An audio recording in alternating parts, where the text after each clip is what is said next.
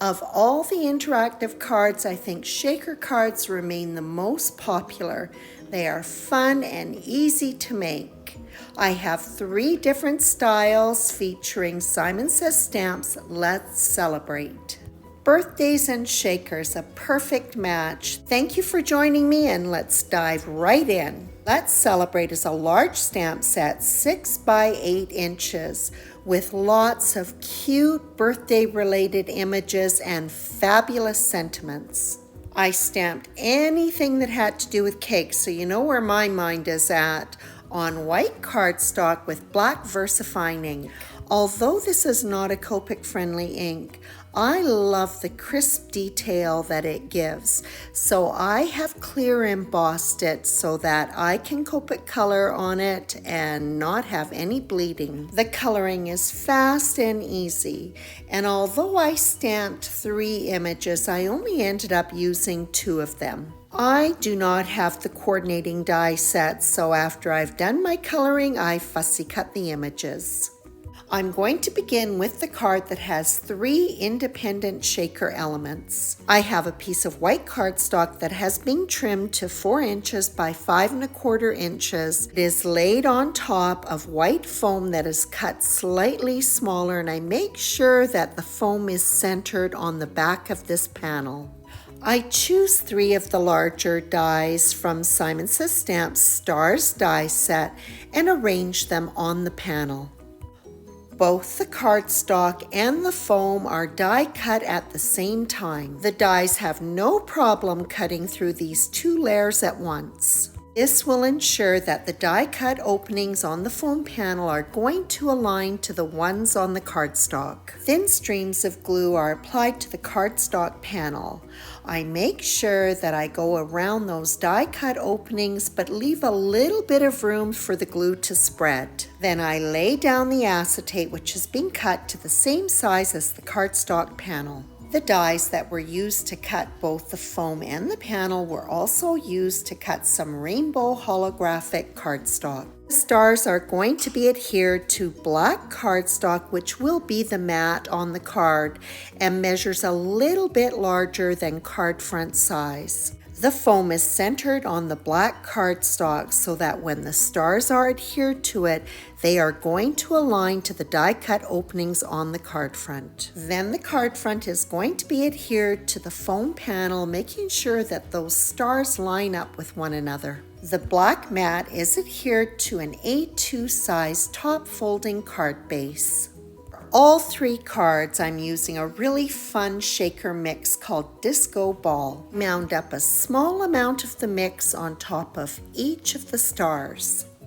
As I do this, I want to make sure that nothing spills out onto the background. When the adhesive is applied to the foam-backed card front, I make sure that the glue is going up alongside those die cut openings, leaving just a little bit of room for that glue to spread. To get the die cut openings aligned to the stars that are on the card base, I have to get my head right over top of it, so pardon me. There are many sentiments to choose from.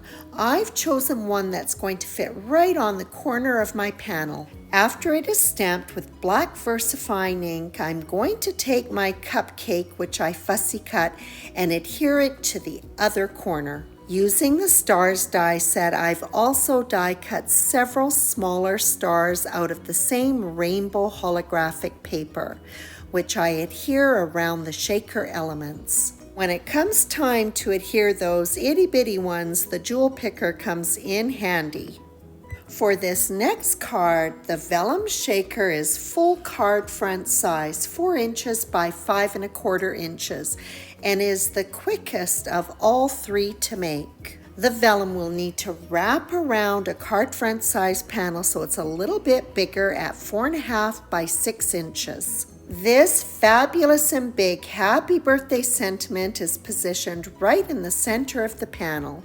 This stamp is inked up well with picked raspberry Distress Oxide ink. This is a larger stamp, so I'm going to use a pressure tool to get a nice even impression.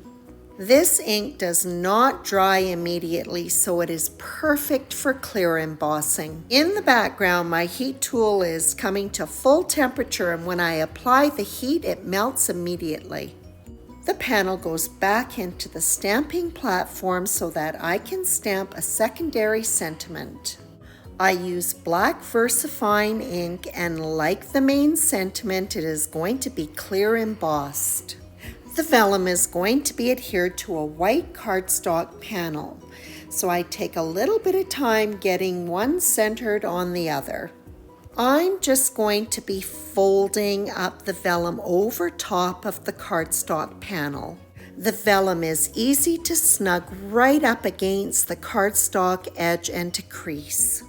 I chose to do it this way because vellum is a little bit delicate, and if I tried to score it with a bone folder, there's a pretty good chance that I would tear my paper. After the sides have been creased, I'm going to make a diagonal cut on all 4 corners. This will remove any of the excess vellum so that when those edges are adhered down, there isn't going to be any bulk.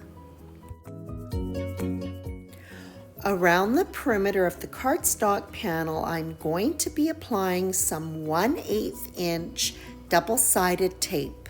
I'm using a brand called Suquang, and this is a very strong adhesive. We don't want to surprise the recipient when they open up the envelope with a whole slew of shaker material everywhere. The backing paper is removed from 3 sides.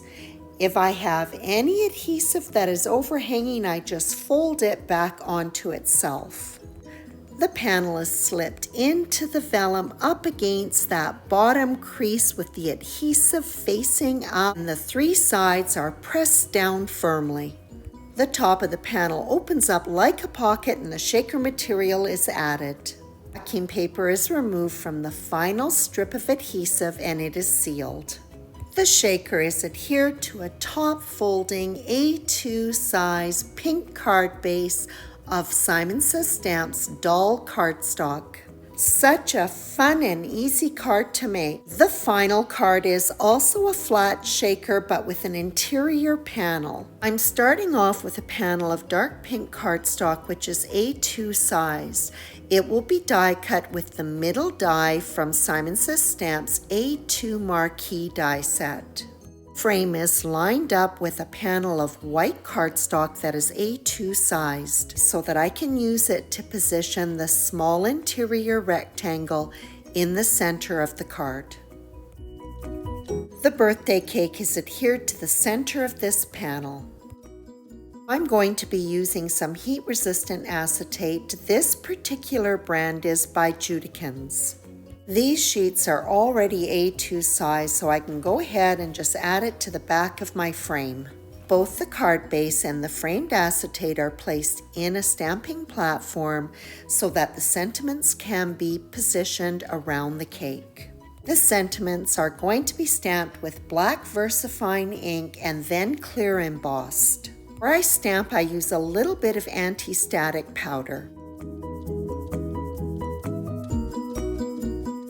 Don't want any of the embossing powder to slip in between the acetate and the frame, so when I go to knock off the powder, I flip the panel over. Even though the acetate is heat resistant, I'm still a little bit cautious. Bring my heat tool to full temperature so it won't take long to melt the embossing powder, and when I apply the heat, I'm moving it around so that it isn't being held in one place too long.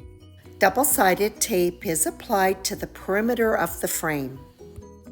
The backing paper is removed from just 3 sides. The frame is lined up with the panel and adhered. This little triangular container works really well for pouring the shaker material into the pocket that has been created. And I use my craft pick to reach in and remove the backing paper from the final strip. This independent flat shaker is going to be trimmed down to card front size, 4 inches by 5 1/4 inches. And the panel is adhered to an A2 top folding card base.